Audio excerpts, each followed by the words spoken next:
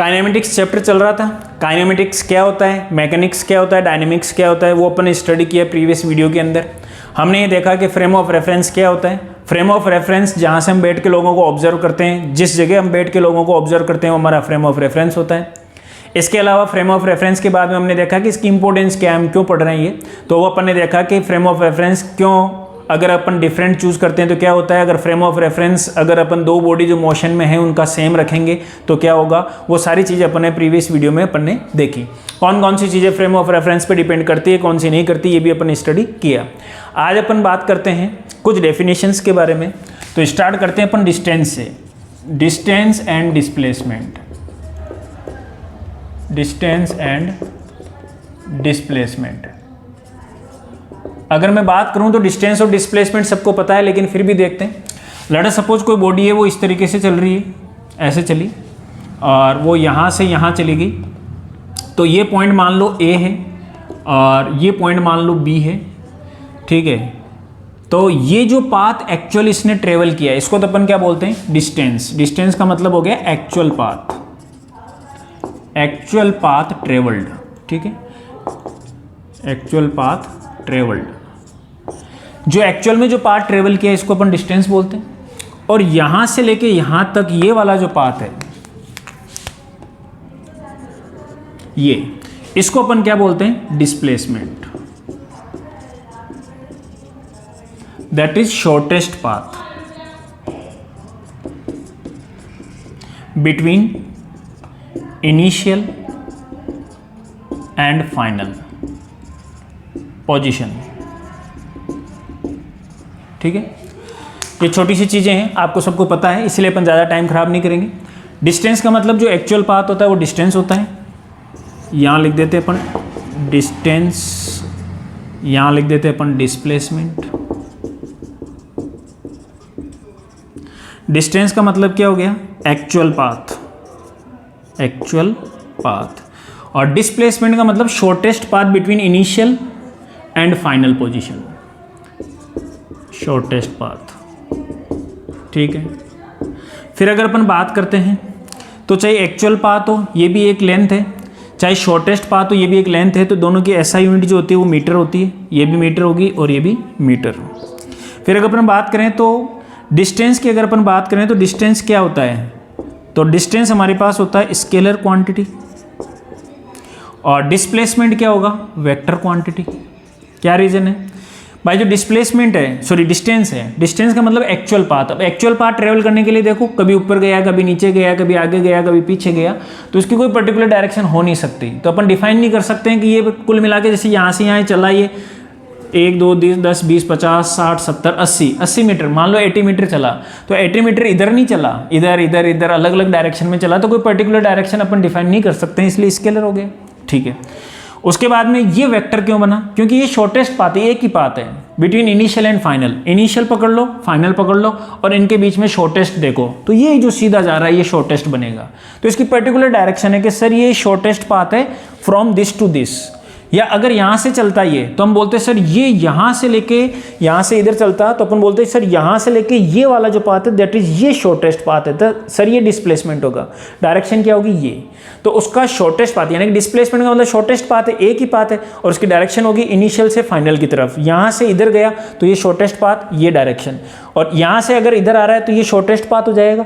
ऐसे घूमता हुआ आया, ये इनिशियल ये फाइनल, पहले ऐसे घूमता हुआ गया, ये इनिशियल ये फाइनल, तो शॉर्टेस्ट ये था। अब शॉर्टेस्ट क्या हो जाएगा, तो वहाँ से आया तो ये वाला यहाँ वाला शॉर्टेस्ट पाथ हो जाएगा, डायरेक्शन इज दिस, तो ये हो जाएगा, ठीक है। तो ये वेक्टर क्वांटिटी हो जाएगी।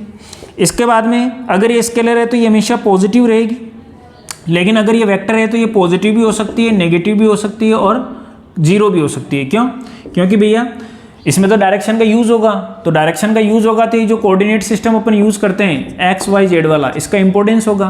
इधर जा रहा है तो पॉजिटिव, इधर जा रहा है नेगेटिव, ऊपर पॉजिटिव नीचे नेगेटिव, बाहर पॉजिटिव अंदर नेगेटिव, तो इस तरीके से डायरेक्शन का यूज होगा। तो डायरेक्शन होगी तो इधर जाता जाता अगर इधर आ गया तो डायरेक्शन का यूज है, तो डायरेक्शन नेगेटिव हो गई तो आंसर नेगेटिव। और इधर जाता जाता अगर इधर आ गया तो पहले डायरेक्शन नेगेटिव थी, बाद में इधर हो गया तो पॉजिटिव, ठीक है। तो ये पॉजिटिव नेगेटिव हो सकता है, ठीक है। ये चीज़ें अपन को याद रखनी, that is all about the distance and displacement, okay. क्या होता है, क्या ऐसा यूनिट है स्केलर वेक्टर, ये हमेशा पॉजिटिव रहेगा, और ये जो रहेगा ये पॉजिटिव नेगेटिव हो सकता है, क्योंकि इधर जा रहा है तो पॉजिटिव है, लेकिन इधर आ रहा है तो पता चला कि यार ये तो नेगेटिव डायरेक्शन में चला गया, तो डायरेक्शन का तो यूज़ करेंगे ना, तो डायरेक्शन का यूज़ करेंगे तो माइनस लगाएंगे तो आंसर नेगेटिव आ जाएगा। ऊपर जा रहा है पॉजिटिव लेकिन नीचे आने लग गया, तो नीचे आने लग गया तो ये ओरिजिन से नीचे गया, तो यानी कि नेगेटिव साइड में तो डायरेक्शन का तो यूज़ होगा, तो डायरेक्शन कौन सी है, नेगेटिव, तो आंसर आएगा नेगेटिव आंसर आएगा। तो ये सारी चीज़ें ठीक है, ये हो गया। इसके बाद में अगर अपन बात करते हैं कि लेट अस सपोज, इसके बाद में आगे चलते हैं स्पीड और वेलोसिटी के ऊपर, ठीक है, कुछ चीज़ें इससे रिलेटेड आगे अपन और डिस्कस करेंगे। अभी अपन चलते हैं अब that is speed and velocity. देखो ये क्या होता है स्पीड एंड वेलोसिटी।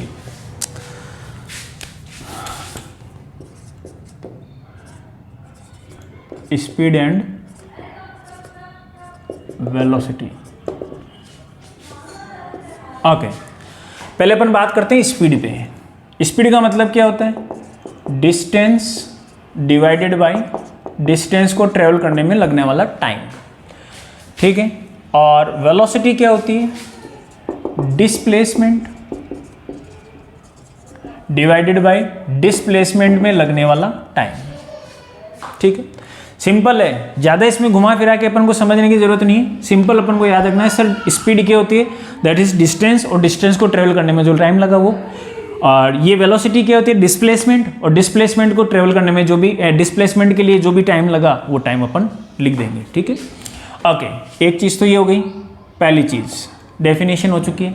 दूसरा शॉर्ट में अगर लिखें तो डिस्टेंस क्या होता है x, और टाइम क्या होता है t, तो स्पीड क्या हो गया v equal to x upon t, और डिस्प्लेसमेंट को अपन लिखते हैं s, टाइम हो गया t, तो वेलोसिटी क्या हो जाएगी v equal to s upon t. यानी कि एक्चुअल में ये जो x और s है, हम कई बार डिस्प्लेसमेंट को भी x लिख देते हैं, लेकिन दोनों को अगर डिफ्रेंशिएट करना है, मतलब कि एक तरीके से अलग अलग अगर स्टडी करना है, तो अपन डिस्टेंस के लिए x ले लेता हूँ मैं, और डिस्प्लेसमेंट के लिए s, ताकि बार बार बताना ना पड़े, ठीक है। अदरवाइज x भी ले लेता हूँ तो मैं बोल दूंगा कि ये डिस्प्लेसमेंट है या डिस्टेंस है, ओके। ऐसा यूनिट की अगर अपन बात करें तो इसकी भी मीटर पर सेकेंड हो जाएगी, और इसकी भी मीटर पर सेकेंड हो जाएगी, ठीक है।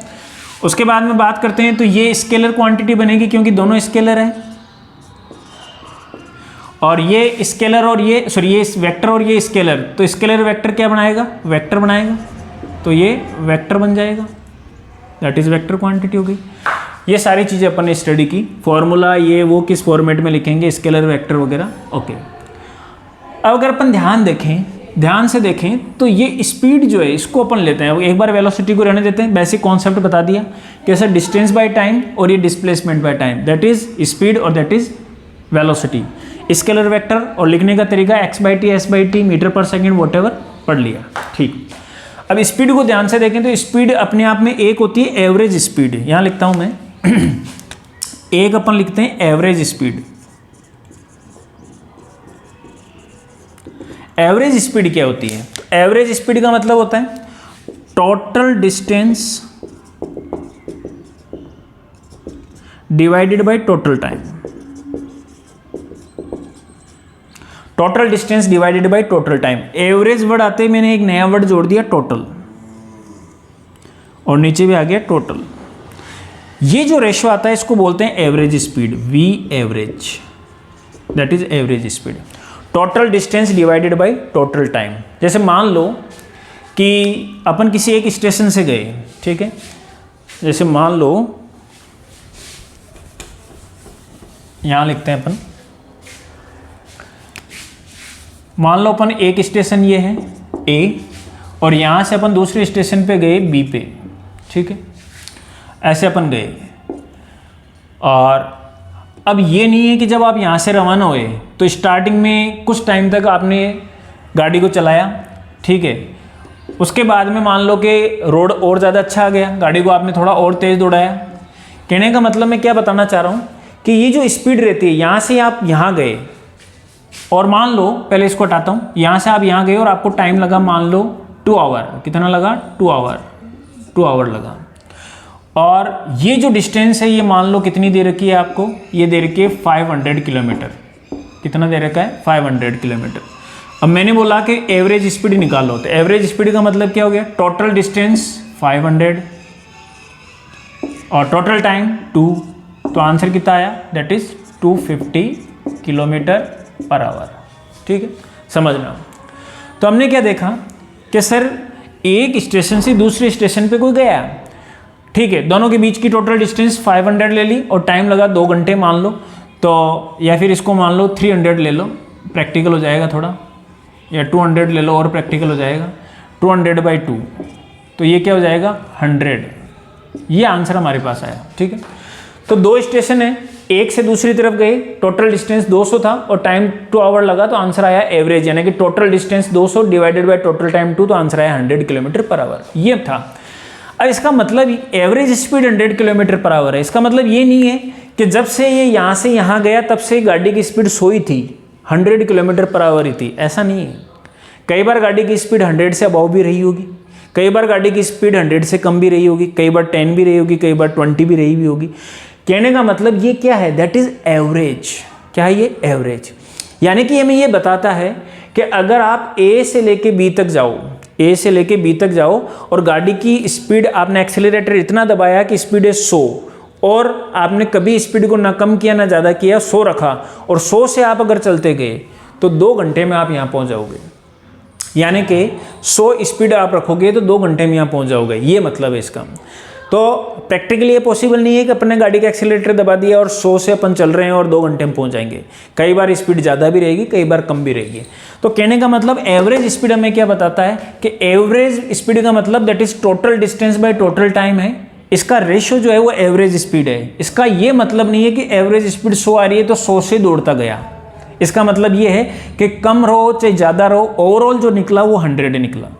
यानी कि एवरेज स्पीड से अपन को गलत इन्फॉर्मेशन नहीं लेनी है, गलत इंटरप्रेट नहीं करना है इसको कि एवरेज स्पीड हमें क्या बता रहा है। एवरेज स्पीड का मतलब ये नहीं है कि एवरेज अगर 100 किलोमीटर पर आवर आ रहा है तो 100 से दौड़ रहा है, ये इसका मीनिंग नहीं है। इसका मीनिंग है कि स्पीड कम ज़्यादा हो रही थी, कभी कम कभी ज़्यादा, जितनी भी थी, लेकिन ओवरऑल हमारा जो एवरेज आया वो 100 आया। ठीक है, ये था हमारा एवरेज स्पीड। ठीक है, इसके बाद में अगर अपन बात करें इंस्टेंटेनियस स्पीड, एक स्पीड आती है इंस्टेंटेनियस।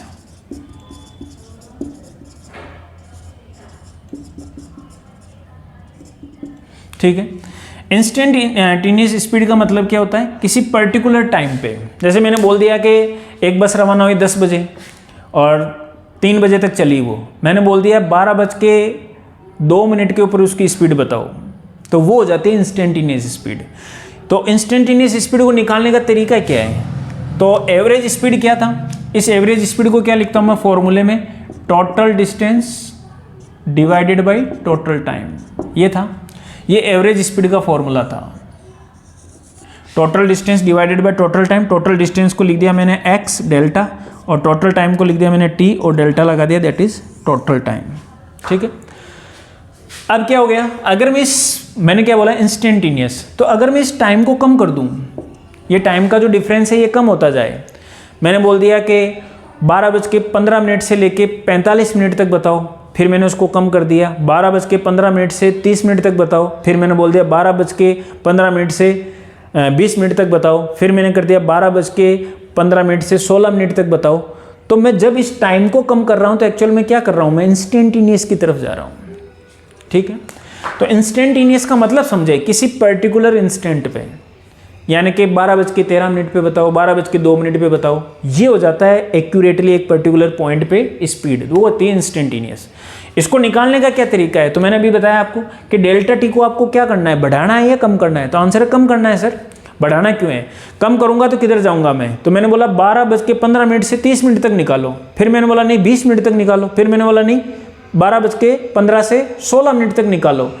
तो मैं क्या कर रहा हूँ 12 से 15 मिनट, 12:15 से 16 मिनट तक, यानी कि 1 मिनट लिया, और कम कर दूंगा तो मैं पर्टिकुलर टाइम की तरफ जाता रहूंगा, एग्जैक्ट टाइम पे पहुंच जाऊंगा। तो डेल्टा टी को कम करना है। अगर डेल्टा टी को कम करना है तो मैं लिखूंगा क्या, मैं लिखूंगा v is delta x upon delta t, और यहां लिखूंगा limit delta t tends to 0 as well as delta x भी 0। जब डेल्टा टी कम होगा तो डेल्टा x यानी कि जो डिस्टेंस चलेगा उस टाइम में, जो टाइम कम हो चुका है तो डिस्टेंस भी उसमें कम ही चलेगा, तो डेल्टा x भी टेंड्स टू 0। या तो ये लिखो आप, या फिर इसको क्या लिखो आप, v is equal to delta x की जगह लिख दो dx और डेल्टा टी की जगह लिख दो dt।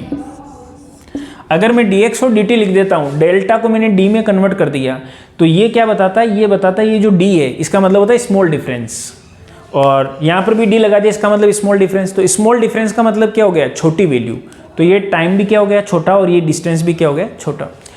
ये मैं थोड़ा स्पीडली पढ़ा रहा हूँ क्योंकि ये सारी चीज़ें नॉर्मल अपन स्कूलिंग लेवल में अपन स्टडी कर लेते हैं, इसलिए इस पर मैं ज़्यादा फोकस नहीं कर रहा हूँ। ओके, तो थोड़ा स्पीडली पढ़ाने का रीज़न यही है। तो इंस्टेंटेनियस का मतलब क्या हो जाएगा, दैट इज़ एक पर्टिकुलर टाइम पे, और लिखेंगे क्या, dx/dt लिखेंगे। क्यों लिखा, इसका रीज़न मैंने बताया कि एक्चुअल में एवरेज होता है total distance by total time, delta x by delta T होता है, लेकिन इसको अपन को क्या करना है, डेल्टा टी को छोटा करना है, तो ताकि इंस्टेंटेनियस पे पहुंच जाएं। तो डेल्टा टी जैसे जैसे छोटा होता जाएगा वैसे वैसे इंस्टेंटेनियस के नज़दीक जाएंगे, यानी कि इस डेल्टा टी को क्या लिखेंगे, टेंस टू जीरो, तो डेल्टा एक्स भी टेंस टू जीरो। इस पूरे को ना लिख के अपन सीधा लिख सकते हैं dx/dt। ये dx/dt क्यों लिखा है, क्योंकि d जो होता है वो होता है स्मॉल डिफरेंस, यानी कि छोटी वैल्यू। स्मॉल डिफरेंस का मतलब क्या हो गया, छोटा सा डिफरेंस, यानी कि जो डिफरेंस आया वो छोटा है। तो d का मतलब होता है स्मॉल डिफरेंस, यानी कि डिफरेंस बहुत छोटा है, यानी कि छोटी वैल्यू। तो टाइम भी छोटा हो जाएगा, यानी कि पर्टिकुलर टाइम पे पहुंच जाओगे, टाइम छोटा हो गया, यानी कि इंस्टेंटेनियस पे आ गया, और डिस्टेंस भी क्या हो गया, dx, यानी कि वो छोटी हो गई, यानी कि dx/dt। ठीक है, ये इंस्टेंटेनियस हो गया। ओके, इसके बाद में सेम अगर अपन बात करते हैं वेलोसिटी की, तो वेलोसिटी में क्या हो जाएगा, अगर मैं एवरेज वेलोसिटी लिखूंगा तो total displacement bye total time हो जाएगा। सेपरेटली नहीं पढ़ा रहा हूँ, यहीं पे बता रहा हूँ। और इंस्टेंटेनियस वेलोसिटी की बात करते हैं तो क्या हो जाएगा, v इक्वल्स टू dx/dt की जगह क्या हो जाएगा, ds/dt। v is equal to ds/dt। ठीक है, ये वेलोसिटी हमारे पास बन जाएगी। ये वेक्टर है और ये भी वेक्टर, ठीक है, ये हमारे पास रहेगा। तो जहाँ डिस्टेंस है वहाँ डिस्प्लेसमेंट हो जाएगा, बाकी कोई चेंज होने वाला नहीं है। बस ये याद रखना है कि सर ये dx/dt होता है, ये ds/dt होता है। ये dx/dt क्यों लिखा है, ये ds/dt क्यों लिखा, तो इसके लिए याद रखें कि इसमें d जो आ रहा है उसका मतलब होता है स्मॉल डिफरेंस। स्मॉल डिफरेंस का मतलब डिफरेंस बहुत छोटा है, तो स्मॉल डिफरेंस का मतलब क्या हो गया, छोटा सा डिफरेंस आया, यानी कि जो वैल्यू आई वो छोटी सी वैल्यू है। तो d का मतलब होता है स्मॉल डिफरेंस, यानी कि छोटी वैल्यू, और छोटी वैल्यू का मतलब क्या हो जाएगा, दैट इज ये छोटा हो गया इंस्टेंटेनियस, तो ये भी छोटा हो जाएगा, ये छोटा हो गया इंस्टेंटेनियस। ओके, इसके बाद में अगर अपन बात करते हैं कि सर ये तो अपन ने डेफिनेशन वगैरह पढ़ी, इससे रिलेटेड कुछ चीज़ें और स्टडी करते हैं। जैसे मान लो कि आपको ये गिवन है, इनका यूज देखते हैं अपन। मान लो आपको ये गिवन है कि एक बॉडी है,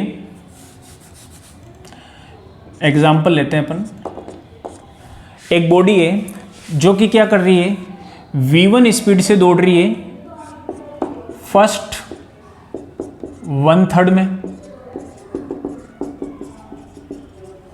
और v2 स्पीड से दौड़ रही है सेकेंड 1/3 डिस्टेंस के लिए, और v3 स्पीड से दौड़ रही है थर्ड 1/3 डिस्टेंस के लिए। ठीक है, कुछ ऐसा दे रखा है कि एक व्हीकल, गाड़ी या वॉटेवर जो भी ऑब्जेक्ट है, वो क्या कर रहा है, फर्स्ट 1/3 जो डिस्टेंस है उसको v1 स्पीड से चलता है, सेकंड जो 1/3 डिस्टेंस है उसको v2 से चलता है, थर्ड जो 1/3 डिस्टेंस चल रहा है वो v3 से चल रहा है। ठीक है, तो फर्स्ट, सेकंड और थर्ड 1/3 1/3 1/3 जोड़ेंगे तो कंप्लीट डिस्टेंस आ जाएगी। तो ये इस तरीके से चल रहा है। तो आपको बोला कि फाइंड एवरेज स्पीड निकालना है। ठीक है, तो सिंपल सा तरीका है भैया, कैसे निकालेंगे, आप चाहो तो खुद पहले ट्राई कर सकते हैं, अदरवाइज देखें इधर। एवरेज स्पीड का फॉर्मूला लगा दें, सिंपल। तो एवरेज स्पीड क्या है, that is total distance by total time, total distance divided by total time. ठीक है, ओके, वैल्यूज पुट करते हैं। टोटल डिस्टेंस कितना है, तो देखो 1/3 1/3 1/3, यानी कि टोटल डिस्टेंस के कितने टुकड़े किए, 3, 1/3 1/3 1/3 1/3 1/3 1/3, 3 बार जोड़ेंगे तो वापस कितना आ जाएगा, दैट इज 1/3 1/3 1/3 इज 3/3, यानी कि 1, यानी कि टोटल। तो टोटल डिस्टेंस के 3 टुकड़े किए। तो इस टोटल डिस्टेंस को आप कुछ भी ले लो, तो मान लो मैंने ले लिया टोटल डिस्टेंस 3x, क्योंकि टुकड़े 3 करने थे तो मैंने 3x ले लिया, डिवाइडेड बाय टोटल टाइम। तो एवरेज स्पीड निकाल रहा हूँ, कोई अलग से सेंस नहीं यूज कर रहा हूँ, सीधा सीधा है total distance by total time. Total distance मैंने ले लिया 1/3 था तो 3x ले लिया, आप चाहो तो x ले लो, कोई प्रॉब्लम नहीं, आंसर सेम आएगा। टोटल टाइम कितना है, तो टोटल टाइम, पहला टाइम कितना लगा, तो टाइम तो दे नहीं रखा है, पहले टाइम कितना है, तो टाइम निकालना पड़ेगा। तो पहले टाइम मान लो कितना होगा, तो टाइम होता है डिस्टेंस अपॉन स्पीड। तो डिस्टेंस कितनी थी पहले, x, दूसरी भी कितनी थी x, और तीसरी भी कितनी थी x, क्योंकि टोटल मैंने कितना लिया है 3x। तो पहले के लिए डिस्टेंस x, दूसरे 1/3 में डिस्टेंस x, और तीसरा 1/3 भी x, तभी तो x प्लस x 3x होगा। टाइम की बात कर रहे थे, तो total distance divided by total time, total distance तो लिख दिया टोटल टाइम। टाइम क्या होता है, डिस्टेंस अपॉन स्पीड। तो पहले कितना टाइम था, डिस्टेंस अपॉन स्पीड, डिस्टेंस था x, स्पीड थी v1, तो ये हो जाएगा x बाई v1। दूसरा, फिर सारा टाइम लेना ना, टोटल टाइम, यहाँ का, यहाँ का, यहाँ का, तो यहाँ का टाइम क्या होगा, डिस्टेंस अपॉन स्पीड, डिस्टेंस तो वही x और स्पीड थी v2। फिर तीसरे के लिए डिस्टेंस x और स्पीड थी v3। ठीक है, सॉल्व कर लेंगे इसको, दैट इज 3x, यहाँ से x कॉमन ले लेंगे, अंदर हमारे पास बन जाएगा 1/v1 v2 v3, 1/v1 plus 1/v2 plus 1/v3। Maths है ये टोटल, x कैंसिल कर दो पहले, यहाँ से अपन एलसीएम ले लेंगे, तो 3v1 v2 और v3, ये एलसीएम था, ये ऊपर चला गया, यहाँ बचेगा हमारे पास v2 v3, यहाँ बचेगा हमारे पास v1 v3, यहाँ पर हमारे पास बचेगा v1 v2, that is our average speed. Okay, और भी बहुत सारे न्यूमेरिकल बन सकते हैं, जैसे मान लो मैं इसी में एक और देखूं कि इसको चेंज करता हूं मैं, देखना जरा कैसे चेंज करता हूं।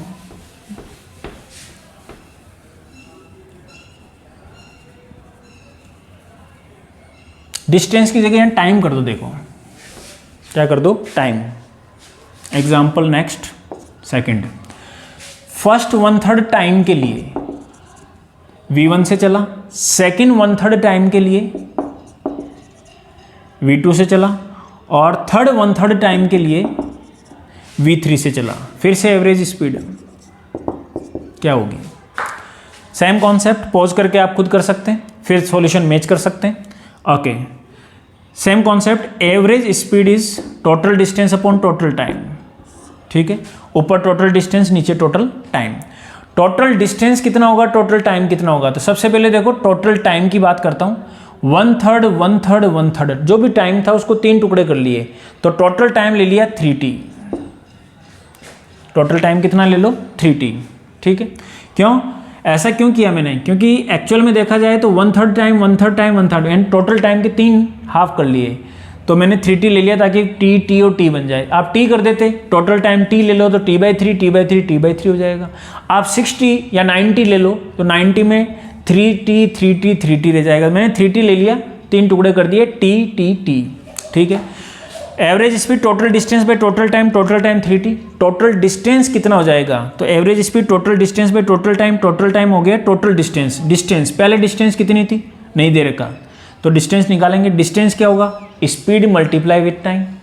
स्पीड कितना है v1, टाइम कितना t, प्लस टोटल डिस्टेंस है तो ये डिस्टेंस भी लिखोगे, speed multiply with time, speed कितना v2, टाइम कितना t, प्लस डिस्टेंस, तो ये भी डिस्टेंस लिखोगे टोटल के लिए, speed multiply with time, speed कितना v3 और टाइम कितना लेगा t, ये लिया। ठीक है, यहां से ध्यान से देखें, t ऊपर से कॉमन आ गया और नीचे आ गया t, कैंसिल आउट हो जाएगा, ऊपर बचेगा v1 plus v2 plus v3 divided by 3, ये हमारे पास बन जाएगा एवरेज स्पीड। ठीक है, तो ये इसका करेक्ट आंसर होगा एवरेज स्पीड। इस तरीके से कहने का मतलब सिंपल फॉर्मूला लगाना है, total distance by total time लगाना है। अब टोटल डिस्टेंस और टोटल टाइम में से देख लो किसको सेपरेट किया है, टाइम को तोड़ दिया है तो टोटल टाइम देख लो कितना लेना। मान लो कि ये 1/4 1/4 1/4 1/4 कर देता तो 4 टुकड़े या तो 40 ले लेता, तो वो टाइम ले लो।